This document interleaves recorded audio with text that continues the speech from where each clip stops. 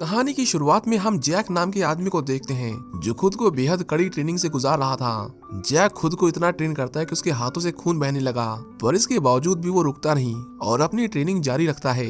हमें पता चलता है कि जैक भी कभी एक आम आदमी हुआ करता था, पर एक खतरनाक चाइनीज माफिया ने उसकी बच्ची समेत उसकी पूरी फैमिली को खत्म कर दिया और तब से ही वो उन सभी लोगों को मार रहा है जो उसकी फैमिली के मर्डर में शामिल थे। आज भी वो एक ऐसे ही शख्स के पीछे पड़ा हुआ था। हम कैंग नाम के गैंगस्टर को देखते हैं जो लोगों से जबरदस्ती हफ्ता वसूली करता था। जैक ने उसे ब्लैकमेल करके उसे मिलने के लिए मजबूर किया था, पर कैंग जैसे उसकी बताई हुई लोकेशन पर पहुंचा, उसने जैक को तुरंत पहचान लिया और वहां से भागने की कोशिश करने लगा। कैंग अपने लोगों को उसे ठिकाने लगाने को कहता है, जिसके बाद सबने अपने अपने हथियार उठाए और उसे मारने में जुट गए। उसके लोग उसे ठिकाने लगा ही देंगे ये सोचकर कैंग आराम से बैठ जाता है, पर तभी उसका एक आदमी उड़ता हुआ उनके पास जा गिरा। उसके गुंडे जैक को जान से मारना तो दूर उसे खरोच तक नहीं पहुंचा सके और बस देखते ही देखते जैक ने उन सबको इतना मारा कि फिर किसी ने दोबारा उठने की हिम्मत नहीं की। उसे खत्म करने के लिए कैंग अपने और लोगों को भेजता है, पर जैक उन लोगों को भी चुन चुन कर मारता है। आखिर में सिर्फ वही बचा जो मौका पाकर भागने की कोशिश करता है, और जब जैक ने उसका पीछा किया तो उसने उस पर गोलियां भी चलाई। हालांकि इसके बावजूद भी जैक ने उसे धर दबोचा। डर से कांपता हुआ कैंग बोला, मैं नहीं जानता कि तुम्हारी फैमिली को किसने मारा, मुझे तो बस ऐसा करने के पैसे मिले थे। तब जाकर उसने एक आदमी के बारे में बताया जो एक फेमस इंडस्ट्रियलिस्ट यिंग हाओ का बॉडीगार्ड था। टोनी बिना देर किए एक हाई स्कूल के पास जाता है, जहाँ वो बॉडीगार्ड हर रोज यिंग हाओ की बेटी को पिकअप करने आता था। जैक जैसे उस लड़की के पास गया, उसका बॉडीगार्ड एडम तुरंत चौकन्ना हो जाता है। वो बोला, देख के नहीं चल सकता क्या? पर जब उसने उसके हाथ चेक किए तो उसे कुछ भी सस्पिशियस नहीं मिला, जिसके बाद वो उसे जाने देता है। पर हम देखते हैं कि जैक ने बड़ी चालाकी से यिंग हाओ की बेटी के बैग में ट्रैकर छुपा दिया था।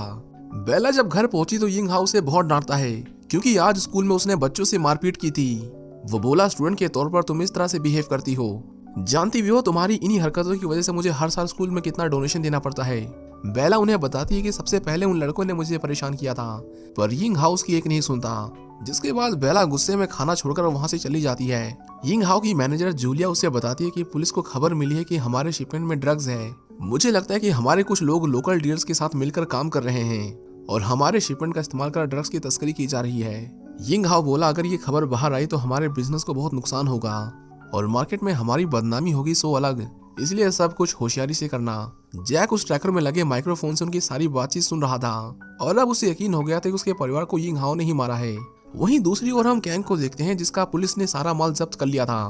कैंग अपने बॉस को बताता है कि बॉस, यहाँ एक आदमी आया था, उसने मेरे सभी लोगों को मार दिया और पुलिस को भी उसी ने खबर दी थी। कैंग को समझ पाता उससे पहले उसके बॉस ने उसके मुंह पर कुर्सी फेंक के मारी और फिर उसके ऊपर कुर्सी रख के आराम से बैठ गया। कैंग बोला, बॉस मुझे माफ कर दो, मैं इसकी भरपाई कर दूंगा। पर विक्टर बोला, तेरी जिंदगी 200 करोड़ की है क्या? बस उसके इतना कहते ही नताशा नाम के एक खतरनाक किलर उसे जान से मार डालती है। कैंग के लोगों ने भागने की कोशिश की, पर नताशा उन्हें भी खत्म कर देती है। इसी बीच विक्टर को किसी का फोन आता है जो माल ना पहुंचने पर बहुत गुस्से में था। हालांकि विक्टर फोन काट देता है क्योंकि वो जानता था कि इस नुकसान की भरपाई कैसे करनी है। उधर हम यिंग हाओ को देखते हैं, जिसे एहसास हो गया था कि उसने बेला को डांटकर गलत किया है, इसलिए आज वो अपनी जरूरी मीटिंग छोड़कर बेला को उसकी मॉम के पास ले जाने की सोचता है ताकि वो अपना गुस्सा छोड़कर उसे माफ कर दे। पर बेला की नाराजगी कम होने का नाम ही नहीं ले रही थी। वो सब एक सीक्रेट रूट से रवाना होते हैं जिसके बारे में सिर्फ एडम और जूलिया को ही जानकारी थी, पर उन्हें पता नहीं था कि जैक पहले से ही रास्ते में उनका इंतजार कर रहा था। उसने रास्ते में हर मोड़ पर बॉम्ब लगा रखे थे, जिसका मतलब था कि वो कोई सा भी रूट ले, यिंग हाओ का मरना तय था। हाथ में डेटोनेटर लिए वो हाओ की कार का उसके बॉम्ब के ऊपर आने का इंतजार कर ही रहा था कि तभी उसने नोटिस किया कि किसी कारण से वो लोग आगे नहीं बढ़ रहे थे। वो सोच में पड़ गया कि अचानक से ऐसा क्या हो गया, कहीं उन्हें उसके बॉम्ब का पता तो नहीं चल गया। पर हम देखते हैं कि ऐसा कुछ नहीं था। दरअसल रास्ते में एक ट्रक वाला एक आदमी से लड़ाई कर रहा था, जिसकी वजह से रोड ब्लॉक हो गया था। एडम को लगा कि ये लोग जल्दी हट जाएंगे, पर वो कुछ समझ पाता उससे पहले ही अचानक उस ट्रक से ढेर सारे हथियारबंद लोग बाहर निकले और उन पर गोलियों की बारिश कर दी। खुशकिस्मती से कार के शीशे बुलेट प्रूफ थे, इसलिए किसी की मौके पर ही मौत नहीं होती। वो जल्दी से रिवर्स लेते हैं, पर उन लोगों ने उन्हें चारों ओर से घेर लिया था। उन्होंने बेला को किडनैप करने की कोशिश की, पर एडम उनसे फाइट करता है और उन्हें रोकने की अपनी पूरी कोशिश करता है। उधर हम विक्टर को देखते हैं जो एक बुलडोजर से उनकी कारें पलट देता है। उसने कहा उन्हें जान से मत मारना, जिसके बाद और लोग बेला के पीछे पड़ जाते हैं। उन्होंने यिंग हाओ को घसीटकर कार से बाहर निकाला और उसे अपने साथ ले गए। इसी बीच एक बॉडीगार्ड विक्टर को मारने की कोशिश करता है, पर विक्टर ने उसे अपनी एक ही किक से दूर पटक दिया। एक एक कर वो सभी गार्ड्स को मार डालते हैं। उधर एडम भी उन लोगों से अकेला फाइट कर रहा था, पर वो बहुत ज्यादा तादाद में थे, इसलिए उनसे लड़ना किसी एक के बस की बात नहीं थी। इसी बीच जब जैक ने गोलियों की आवाज सुनी तो वो बिना देर किए उनकी ओर आने लगा। वो यिंग हाओ को ट्रक में किडनैप करके ले जा रहे थे। एडम ने उस ट्रक का पीछा किया और कूद कर उसे पकड़ लिया, पर उसने जैसे ही गेट खोला एक आदमी उस पर हमला कर देता है। उससे बचते हुए वो किसी तरह अंदर घुसा, पर वहाँ तो और भी खतरनाक लोग थे। हम नताशा को देखते हैं जो पल भर में एडम पर टूट पड़ती है और उस पर एक के बाद एक कई जानलेवा हमले करती है। एडम ज्यादा देर तक उसके सामने टिक नहीं पाता और आखिर में नताशा उसे मारकर ट्रक से नीचे फेंक देती है। इसी दौरान गुंडे मोहल्ले की पूरी फौज बेला के पीछे हाथ धोकर पड़ी हुई थी और जिस किसी ने उसे बचाने की कोशिश की उन लोगों ने उसे बेरहमी से मार डाला। वो बेला को मारने ही वाले थे कि तभी जैक उन सबको अपनी कार से उड़ा देता है। एक बार के लिए उसने सोचा कि वो क्यों उसकी इतनी परवाह कर रहा है, वो उसके दुश्मन की बेटी है। उसके मरने के बाद ही यिंग हाओ को एहसास होगा कि बेटी के जाने का दुख क्या होता है। हालांकि जैक इतना निर्दयी नहीं था, इतनी नफरत के बावजूद भी वो यिंग हाओ की बेटी को बचाने जाता है।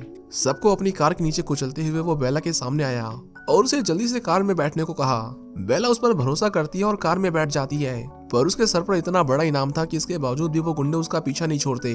जैक उन सबको उस रूट पर ले जाता है जहाँ उसने बॉम्ब प्लान किए थे और जैसे उनकी कारें बॉम्ब के पास आई उसने डेटोनेटर दबा दिया और एक बड़े धमाके के साथ पीछे आ रही सभी गाड़ियां तहस नहस हो गईं। एडम दूर खड़ा ये सब देख रहा था, पर उसे इतनी चोट आई थी कि वो कुछ भी नहीं कर पाता। इसके बाद हम कुछ लोगों को देखते हैं जो शहर में ड्रग्स के खिलाफ प्रोटेस्ट कर रहे थे। एक रिपोर्टर खुलकर ड्रग माफिया के खिलाफ कड़ी से कड़ी कार्रवाई की मांग कर रहा था, पर उसके अगले ही पल हम उसे बहुत बुरी हालत में देखते हैं। ड्रग माफिया ने उसे और उसकी फैमिली को किडनैप कर लिया था। क्ले नाम का एक आदमी उसे कहता है कि तुम जब भी टीवी पर मेरा नाम लेते हो मुझे गुस्सा आ जाता है, इसलिए मैं आज खुद तुमसे मिलने आ गया और तुम्हारे लिए एक गिफ्ट भी लाया हूँ। क्ले उसे ड्रग्स लेने को कहता है, नहीं तो वो उसकी फैमिली को मार डालता। पर जब वो रिपोर्टर फिर भी नहीं मानता तो क्ले उसकी आंखों के सामने उसकी वाइफ को गोली मार देता है। अपने बच्चों को बचाने के लिए उस रिपोर्टर ने उसकी हर बात मानी। क्ले बोला ये पहले किया होता तो शायद तेरी बीवी बच जाती। अब तू इन दोनों में से भी किसी एक को बचा सकता है। कौन मरेगा और कौन जिएगा ये तू तय करेगा। वो बेचारा जानता था कि अगर उसने किसी को नहीं मारा तो वो उन दोनों को मार देगा, इसलिए उसने अपने बड़े बेटों को मारने के लिए बंदूक उठाई। हालांकि गोली चलाते वक्त उसके हाथ बुरी तरह कांप रहे थे, जिसके बाद क्ले खुद ही उसके छोटे बेटे को गोली मार देता है और फिर उसने उस रिपोर्टर को भी गोली मार दी। उसके रास्ते में टांग अड़ाने वालों का क्ले यही असर करता था और बदकिस्मती से इस बार ये गलती यिंग हाओ ने कर दी थी। उसके लोग उसे पकड़कर क्ले के पास लाते हैं। क्ले बोला इस शहर में मेरी एक छोटी सी लॉजिस्टिक कंपनी है, मैं चाहता हूँ कि तुम इस पेपर पर साइन करो और ये कंपनी सिर्फ 200 करोड़ में तुम्हारी हो जाएगी। हाओ जानता था कि अगर उसने ऐसा किया तो वो उसकी कंपनी की आड़ में ड्रग्स का धंधा करेगा, इसलिए वो साइन करने से मना कर देता है, फिर चाहे वो उसे मार ही क्यों न डाले। क्ले कहता है कि चेयरमैन तुम जिंदा ज्यादा कीमती हो, लेकिन तुम्हारी बेटी मेरे किसी काम की नहीं, तो अगर तुमने साइन नहीं किया तो वो नहीं बचेगी। इसी बीच हम जैक को देखते हैं जो बेला को उन गुंडों से बचाकर अपने अड्डे पर ले आया था। बेला ने जब उसे गौर से देखा तो वो तुरंत ही पहचान गई कि ये वही आदमी है जो उसे स्कूल में मिला था। वो कहती है कि तुम न्यूज में भी थे, तुमने ही अपनी पत्नी और बेटी को मारा है ना। पर ये सुनते ही जैक गुस्से में उसे कहता है कि मैंने उन्हें नहीं मारा, उन्हें तुम्हारे डैड जिंग हाओ ने मारा है। जब बेला को यकीन नहीं होता तो जैक उसे वो सारे सबूत दिखाता है जो साफ इशारा कर रहे थे कि उसके पिता ड्रग माफिया के साथ काम कर रहे हैं। जैक चाहता तो उसे किडनैप करके यिंग हाओ से अपनी हर बात मनवा सकता था, पर अपने बदले के लिए एक बेगुनाह बच्ची को अपना मोहरा बनाना उसे सही नहीं लगा, इसलिए वो बेला को वापस अपने घर जाने को कहता है। बेला जल्दी से एक फोन बूथ के पास गई और उसने तुरंत जूलिया को कॉल लगाया। जब जूलिया को पता चला कि उन पर हमला हुआ है तो वो उसे किसी पर भी भरोसा करने से मना करती है, यहाँ तक कि एडम पर भी नहीं, क्योंकि वो खुद उसे लेने आ रही थी। बेला काफी देर तक वहीं छुपी रही और फिर उसने एक पुलिस कार को अपनी ओर आते देखा। उसमें से एक पुलिस वाला बाहर निकला और कहा चलो मेरे साथ, मैं तुम्हें पुलिस स्टेशन ले चलता हूँ, जूलिया वहीं तुम्हें लेने आएगी। बेला उसके साथ जा ही रही थी कि तभी वहाँ एक और पुलिस वाला आ गया। वो कहता है सब कंट्रोल में है, तुम वापस चले जाओ, पर वो जैसे ही मुड़ा उसने उसे गोली मार दी, क्योंकि ये असली पुलिस वाला नहीं था। वो बेला को अपने साथ ले ही जा रहा था कि तभी वहाँ जैक आ गया और उसने उसे ऐसा करने से रोक लिया। वो पूछता है तुझे किसने भेजा, पर वो आदमी कुछ नहीं जानता था, जिसके बाद जैक उसे मारकर बेहोश कर देता है। अब बेला किसी पर भरोसा नहीं कर सकती थी सिवाय जैक के, क्योंकि उसने उसकी 2 बार जान बचाई थी। बेला उसे बताती कि 3 साल पहले ड्रग्स की वजह से मेरी मॉम इस दुनिया से चली गई, तब से मेरे डैड ड्रग्स और ड्रग्स का बिजनेस करने वालों से नफरत करते हैं। मुझे पूरा यकीन है कि मेरे डैड ने तुम्हारी फैमिली को नहीं मारा। जैक को लगा कि या तो ये लड़की सच बोल रही है या फिर ये अपने डैड के बारे में कुछ नहीं जानती, पर इन सब में एक बात साफ थी कि उस तक पहुंचने में ये लड़की उसके बहुत काम आ सकती थी, इसलिए वो साथ काम करने को राजी हो जाता है। वहीं दूसरी ओर हम एडम को देखते हैं जो बेला को ढूंढते हुए क्राइम साइट पर पहुंच जाता है और हम देखते हैं कि उस नकली पुलिस वाले को किसी ने गोली मार दी थी मतलब कोई था जो सारे सबूत मिटाने की कोशिश कर रहा था। अगले दिन बेला और जैक एक शिपमेंट पॉइंट की ओर जाते हैं। बेला उसे बताती है कि 3 साल पहले उसके डैड ने कुछ लोगों को कंपनी से निकाला था क्योंकि वो ड्रग्स की शिपमेंट करते हुए पकड़े गए थे। मैंने सुना है कि वो सब जेल से छूट गए और पैसों के लिए कुछ भी करने वाले क्रिमिनल्स बन गए। वो शिपमेंट पॉइंट पर पहुंचते हैं जहां वो काम किया करते थे। बेला उसे कहती है कि उन सब की डिटेल्स यहीं की कंप्यूटर में स्टोर है, लेकिन वो लोग तुम्हें अंदर नहीं जाने देंगे, इसलिए पहले मैं जाती हूँ और तुम मेरे पीछे आना। इसके बाद बेला चिल्लाते हुए गार्ड के पास गई और उसे बताया कि वो यिंग हाओ की बेटी है। शुरुआत में तो उन्हें यकीन ही नहीं हुआ, पर जब उसने टीवी पर उसके लापता होने की खबर देखी तो गार्ड के चेहरे का रंग ही उड़ गया। उसने पूछा, लेकिन तुम उन किडनैपर से बचकर भागी कैसे? पर तभी जैक गेट तोड़कर अंदर आ जाता है। उसने जल्दी से उन काम से निकाले गए लोगों की डिटेल्स निकाली और उस आदमी से पूछा ये लोग उन्हें कहाँ मिलेंगे। मैनेजर बोला वो लोग स्लम मार्केट में रहते हैं, पर वो जगह बहुत खतरनाक है, पुलिस वाले भी वहाँ जाने से डरते हैं, तुम जाओगे तो मारी जाओगे। जैक उसके फोन को तोड़ देता है और उसे धमकी देता है कि अगर उसने किसी को हमारे यहाँ होने के बारे में बताया तो अगली बार फोन नहीं तुझे तोड़ दूंगा। इसके बाद वो लोग उस मार्केट में जाते हैं जहाँ उन लोगों का अड्डा था। सबकी नजरें उन दोनों पर ही टिकी हुई थी। उन्हें देखते ही वो पहचान गए कि वो इस एरिया में नए हैं। जैक बोला तुम अंदर ही रुको, मैं उन्हें निपटा कर आता हूँ, पर बेला उसे रोक लेती है और कहती है कि ये सब लो लेवल के क्रिमिनल्स हैं, तुम्हें देखते ही ये सब अलर्ट हो जाएंगे, इसलिए मुझे जाने दो, कोई मुझ पर शक नहीं करेगा। बेला अंदर घुसते एक आदमी को उसके बॉस के पास लेकर चलने को कहती है, पर जब वो ऐसा नहीं करता तब उसे एक जोर का थप्पड़ मार देती है। वो गुंडा उसे मारने ही वाला था कि तभी बेला उसे बताती है कि वो यिंग हाओ की बेटी है, मेरे बदले तुम्हें 20 करोड़ रुपए मिलेंगे। ये सुनते ही वो आदमी बिना देर किए उसे तुरंत अपने बॉस के पास लेकर जाता है। बेला देखती है कि अंदर ड्रग्स और प्रोस्टिट्यूशन जैसे गैर कानूनी काम धड़ल्ले से चल रहे थे। वो आदमी उसे अंदर भेजने से पहले बेला से उसका बैग छीन लेता है और कहता है कि बाहर आने पर इसे लौटा दूंगा। अब क्योंकि ट्रैकर उसी बैग में था, इसलिए जैक उनके बीच की कोई बात नहीं सुन सकता था। बेला वहाँ ली नाम के आदमी से मिलती है जो गैंगस्टर बनने से पहले उसकी डैड की कंपनी में काम किया करता था। वो बोला इतनी दूर आई हो, मुझसे क्या चाहती हो? बेला अपने डैड को ढूंढने में उसकी मदद चाहती थी और बदले में उसे 20 करोड़ देने का वादा करती है। पर ली उसे बताता है कि तुम्हारे डैड को किडनैप करने वाला कोई छोटा मोटा गुंडा नहीं है, वो ड्रग्स की दुनिया का राजा है। भला 20 करोड़ के लिए मैं उससे लड़ने क्यों जाऊंगा? उसका प्लान तो कुछ और ही था। वो उसके परिवार और क्ले दोनों से मोटे पैसे कमाने की सोच रहा था। उधर हम विक्टर को देखते हैं जो जैक के एक पुराने दोस्त को बुरी तरह टॉर्चर कर रहा था। पूछताछ चली रही थी कि तभी विक्टर को ली का मैसेज आया और उसे पता चला कि लड़की मिल गई है। यही मैसेज वो एडम के पास भी भेजता है ताकि दोनों से एक साथ पैसे वसूल सके। जब बेला को एहसास हुआ कि वो फंस चुकी है तो उसने तुरंत चाकू उठा लिया और ली पर हमला किया, पर ली उसे पकड़ लेता है और अपने लोगों को उसका एक हाथ काटने को कहता है, लेकिन वो ऐसा कर पाते उससे पहले ही जैक गेट तोड़कर अंदर घुस गया और वहाँ मौजूद सभी लोगों को बुरी तरह मारने लगा। ली बेला के गले पर धारदार चाकू रखकर उसे जान से मारने की धमकी देता है, पर बेला ने बड़ी चालाकी से उसके हाथ पर काट लिया, जिससे जैक को अटैक करने का मौका मिल गया। उसने ली को बहुत मारा और उससे पूछा कि क्ले मुझे कहाँ मिलेगा। ली उन्हें बताता है कि क्ले का शहर के बाहर एक ड्रग सेंटर है, यिंग हाओ वहीं होना चाहिए, पर वो ऐसी जगह है जहाँ जाकर तुम बच नहीं पाओगे, सिर्फ एक ही आदमी वहाँ जा सकता है जो तुम्हें होटल जियाती में मिलेगा। वो कुछ और जान पाते उससे पहले ही ढेर सारे लोग उनकी बिल्डिंग में घुस जाते हैं। जैक उनके बीच से होते हुए भागने की कोशिश करता है। काफी जद्दोजहद के बाद वो बाहर निकलने में कामयाब भी हो गया, पर तभी कुछ लोग उसकी बाइक पर लटक जाते हैं। कुछ ने उस पर गोली भी चलाई, पर कोई भी जैक को रोक नहीं पाया। भागते भागते वो एक डेड एंड पर पहुंच जाते हैं। जैक ने बोला यहाँ से कूद जाओ, मैं इन्हें संभालता हूँ, पर फ्लोर बहुत ऊंचा था जिस कारण बेला को डर लगता है और वो कूद नहीं पाती। इसी बीच वो सारे गुंडे हथियार लिए उनकी ओर बढ़ते हैं, पर तभी बीच में किसी ने दरवाजा खोल दिया, जिससे आधे से ज्यादा लोग बुरी तरह घायल हो गए। ये कोई और नहीं बल्कि नताशा थी, जो बिना देर किए उन सबको मार डालती है। और अब जैक की बारी थी। वो बोली लड़की मुझे दे दो और मैं तुम्हें जाने दूंगी, पर जैक पीछे नहीं हटता और उससे फाइट करता है।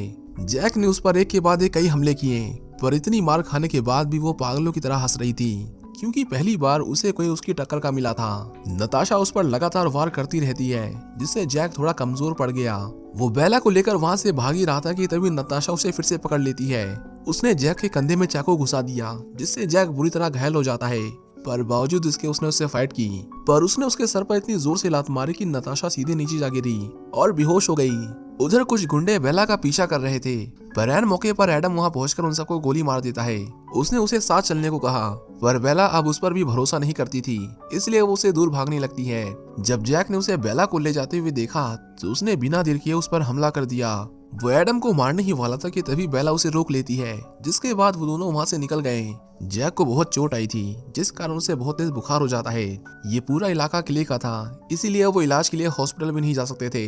बेला वहां पर एक जानवरों के डॉक्टर को देखती है, जिसके बाद उसने बिना देरी किए जैक को उठाया और उसके क्लिनिक पर ले गई। डॉक्टर शुरू में तो उसका इलाज करने से मना कर देता है, पर जब बेला ने उसे बंदूक दिखाई तो वो जल्दी से मान गया। वो फटाफट जैक को टांके लगाता है और उसे जानवरों की एंटीबायोटिक्स देता है ताकि उसे इन्फेक्शन ना हो। जैक अब खतरे से बाहर था, पर उसे आराम की जरूरत थी, जिसके लिए वो पास के एक होटल में जाते हैं। वहां पहुंचकर उन्होंने देखा कि टीवी पर उन्हीं के बारे में न्यूज चल रही थी। रिसेप्शनिस्ट उन्हें पहचान लेती है, पर वो उस समय कुछ नहीं करती और उन्हें कमरे की चाबी थमाते हुए ऊपर जाने को कहती है। हालांकि इसके तुरंत बाद उसने किले के लोगों को उनकी खबर दे दी। जैक बेला से कहता है कि अब हमें कहीं जाने की जरूरत नहीं है, ये होटल उसी आदमी का है, वो किसी भी वक्त यहाँ आते ही होंगे। एंटीबायोटिक्स की वजह से वो जल्द ही गहरी नींद में चला जाता है। बेला भी बहुत थक गई थी, जिस कारण उसकी भी आंख लग जाती है। इसी बीच हम ढेर सारे हथियारबंद गैंगस्टर्स को देखते हैं जो उस होटल तक पहुंच गए थे। सब दबे पांव उनके कमरे में आते हैं। एक आदमी ने दरवाजा खोलकर अंदर झांकने की कोशिश की, पर तभी जैक उसकी गर्दन तोड़कर उसे बाहर फेंक देता है और उन सबको धकेलता हुआ कमरे से दूर ले जाता है। इसके बाद उसने हथियार उठाया और एक एक को काटता चला गया। इस फाइट में हमें उसका एक अलग ही रूप देखने को मिलता है, मानो जैसे वो अपने होशो हवास में ही नहीं था। आखिर में बस उनका बॉस बचा, पर जैक उसे भी मारकर उसका एक पैर तोड़ देता है। उसने पूछा कि ले कहां से ड्रग सप्लाई करता है, जिस पर वो आदमी डर के मारे उसे सब बता देता है। पर वो ये भी कहता है कि बेशक तुम लड़ने में अच्छे हो, पर तुम्हारे लिए बेहतर यही होगा कि तुम हार मान लो। वो बाहर जा ही रहे थे कि तभी नताशा फिर से लौट आती है, क्योंकि पिछली बार के हमले में वो बच गई थी। इस बार वो उस पर जरा भी रहम नहीं करती और उसके घाव को अपने पैरों तले रौंदने लगती है। वो उसकी जान लेने ही वाली थी कि तभी एडम ने उसे पीछे से गोली मार दी। जैक को बहुत चोट आई थी, इसलिए वो बेहोश हो जाता है, पर जब उसे होश आया तो उठते ही उसने अपने सामने खड़े एडम को मारना शुरू कर दिया। पर बेला उसे शांत करती है और उसे बताती है कि अब हम सेफ हैं। जब एडम को पता चला कि जैक को लगता है कि यिंग हाओ ने उसकी फैमिली को मारा है, तो वो उसे समझाता है कि ऐसा नहीं हो सकता, तुम्हें जरूर कोई गलत फहमी हुई है। पर जैक के पास सबूत थे कि उसने ऐसा किया है। उसकी वाइफ ने यिंग हाओ की कंपनी में 8 साल तक काम किया था, पर जब उसे यिंग हाओ की कंपनी में हो रही स्मगलिंग के बारे में पता चला तो यिंग हाओ ने उसे मरवा दिया। इसलिए वो यिंग हाओ से अपने परिवार की मौत का बदला लेना चाहता था। काफी समझाने के बाद भी जब जैक नहीं माना तो एडम को मजबूरन उसे बेहोश करना पड़ा ताकि वो यिंग हाओ को कोई नुकसान ना पहुंचा सके। कुछ देर बाद वहाँ जूलिया भी आ जाती है, पर उसके साथ जो लोग आए थे वो किले के लिए काम करते थे, इसलिए वो तुरंत सबको पकड़ लेते हैं। उनमें से कुछ लोग बेला और जूलिया को अपने साथ ले जाते हैं, जबकि एक आदमी पीछे रुकता है ताकि वो एडम का काम तमाम कर सके। पर वो ऐसा कर पाता उससे पहले ही जैक ने उस आदमी पर हमला कर उसकी जान बचा ली। इसी बीच हम क्ले को देखते हैं जो यिंग हाओ को बहुत समझाने की कोशिश करता है ताकि वो पेपर पर साइन कर दे, पर फिर भी जब वो नहीं माना तो उसके लोग बेला को घसीटते हुए उसके सामने लाते हैं। हाओ क्ले से उसकी बेटी को छोड़ने की विनती करता है, बदले में वो कुछ भी करने को तैयार था और इस तरह क्ले ने उसे पेपर्स पर साइन करने को राजी कर ही लिया। क्ले जश्न मना ही रहा था कि तभी विक्टर ने उसे बताया कि वो आदमी जिसने हमारा 200 करोड़ का नुकसान किया था वो अभी तक जिंदा है। क्ले बोला, तुझे मैंने एक काम दिया था और वो भी तू नहीं कर पाया। अगर मेरे बाप ने तुझे काम पर ना रखा होता तो मैं तुझे कब का लात मारकर निकाल फेंकता। पर उसकी ये बात विक्टर को कुछ खास राज नहीं आती और वो किले को उसी वक्त बेरहमी से मौत की घाट उतार देता है। इतने खतरनाक आदमी को उसने बस यूं ही नहीं मारा, वो सालों से इस दिन की प्लानिंग कर रहा था। उधर हम जैक को देखते हैं जो उनके बेस में घुस गया था। गार्ड्स ने उन पर हमला किया, पर वो एक एक को मारते हुए आगे बढ़ते रहते हैं। इसी बीच एडम जैसे ही अंदर घुसा एक लड़की उस पर अटैक कर देती है। उन दोनों के बीच बहुत जबरदस्त फाइट हुई, पर एडम आखिर में उसे मार ही डालता है। जैक अंदर गया और पाया कि विक्टर ने किले को मारकर उसकी जगह ले ली थी। विक्टर उसे गन देता है और कहता है कि इस लड़की के बाप को मार दो और मैं इस लड़की को छोड़ दूंगा, पर जैक ऐसा नहीं करता, जिसके बाद उसके लोग जैक पर गोलियों की बौछार कर देते हैं। जैक उनसे बचता हुआ किसी तरह भागने की कोशिश कर ही रहा था कि तभी विक्टर ने उसे एक जोर की लात मारी, जिससे वो बुरी तरह इंजर्ड हो गया। वो उस पर एक के बाद एक कई मुक्के बरसाता है, जिससे जैक की हालत बहुत खराब हो गई। जैक ने भी उसे फाइट बैक करने की कोशिश की, पर वो बहुत स्ट्रॉन्ग था। वो बोला, मुझे लगा तू होशियार होगा, मगर तू तो मेरा दुश्मन बनने के लायक भी नहीं है। यहाँ जैक को पता चला कि उसकी फैमिली को उसी ने मरवाया था, क्योंकि वो उसके रास्ते में आ रही थी। ये सुनते ही जैक एक बार फिर उस पर हमला करता है। उसने एक लोहे का बैट उठाया और उसे विक्टर पर कई जानलेवा वार किए, पर विक्टर उसके सारे वार को बड़े आराम से झेल लेता है। आखिर में उसने जैक से वो बैट छीना और उसे जैक के सर पर इतनी जोर से मारा कि वो एक ही झटके में बेहोश हो गया। वो उसका सर फोड़ने जा ही रहा था कि तभी वहाँ एडम आ गया। गोलियों से बचने के लिए विक्टर छुप जाता है, पर जब वो बाहर आया तो उसने देखा कि जैक एक बार फिर अपने पैरों पर खड़ा था। इस बार वो उस पर किसी घायल शेर की तरह टूट पड़ता है। उसमें जितनी जान बाकी थी उसने सब झोंक दी और बस उसे मारता रहा। उसने विक्टर की बॉडी को चाकू से स्टैब कर करके उसे लहूलुहान कर दिया और इस दौरान उसे भी बहुत चोट आती है, जिस कारण अब उसमें जरा भी जान नहीं बची थी। यिंग हाओ उसे उठाकर वहां से बाहर निकाल ही रहा था कि तभी विक्टर ने फिर से हमला किया और इस बार वो बेला की गर्दन पर चाकू रख देता है। वो उसे मारने ही वाला था कि तभी बेला को याद आया कि जैक ने उसे ऐसी सिचुएशन में क्या करने को कहा था। वो बिना देर किए उसकी टांगों के बीच में लात मारती है और खुद को छुड़ा लेती है। ठीक उसी वक्त जैक ने उसके सर पर एक जोर की लात मारकर उसका सर किसी नारियल की तरह फोड़ दिया और उसकी मौत हो गई। यिंग हाओ उसे उसकी बेटी को बचाने के लिए थैंक यू कहता है और अब जैक को भी समझ आ गया था कि वो एक अच्छा आदमी है और उसने कभी उसकी फैमिली को मारने के बारे में सोचा भी नहीं था। हालांकि इस गेम की असली मास्टरमाइंड अभी जिंदा थी। उनके जाने के बाद जैक जूलिया के पास आता है जिसे उसने एक कमरे में बांध रखा था। वो बोला, तुम्हें क्या लगता है तुमने जो किया उससे तुम बच जाओगी? पता चला कि उसी ने बेला को नकली पुलिस वाले के हवाले किया था और जब वो फेल हो गया तो उसने उसे मरवा दिया। उसने पकड़े जाने का ढोंग किया पर जैक ने उसे जाते हुए देख लिया था और उसने ये भी देख लिया था कि वो सारे गैंगस्टर्स उसके ऑर्डर फॉलो कर रहे थे। जूलिया उसे रहम की भीख मांगती है, उसके सामने रोती है, गिड़गिड़ाती है, पर जैक उसे नहीं छोड़ने वाला था। उसने गैस को ऑन किया और एक लैंटर्न को ड्रग की पोटली से बांधकर उसमें छेद कर दिया। जल्दी गैस पूरे कमरे में फैल गई और वो पोटली भी धीरे धीरे खाली हो रही थी। जूलिया अपने आखिरी पल में अपनी जान की भीख मांगती है और ये सब यिंग हाओ के पास रखे एक माइक्रोफोन से सुन रहा था। जल्द ही पोटली खाली हो गई जिससे लैंटर्न नीचे गिर जाती है, पर हैरानी की बात थी कि कोई धमाका नहीं हुआ क्योंकि जैक सिर्फ उससे सच कबूलवाना चाहता था। जल्द ही पुलिस वहां पहुंचकर उसे अरेस्ट कर लेती है और इस तरह उनके शहर का सबसे बड़ा ड्रग माफिया रातों रात खत्म हो जाता है। आखिर में हम जैक को देखते हैं जो अपनी फैमिली को याद करके बहुत रोता है, पर उसने अपना बदला ले लिया था इसलिए उसने खुद को पुलिस को सरेंडर कर दिया और इसी के साथ ही कहानी यही खत्म हो जाती है। उम्मीद करता हूँ कि आपको ये मूवी पसंद आई होगी। Thank you for watching, see you in the next one. अगर आपको हमारी एक्सप्लेनेशन पसंद आई हो तो वीडियो को लाइक करें और ऐसी ही और वीडियोस देखने के लिए हमारे चैनल को सब्सक्राइब करें।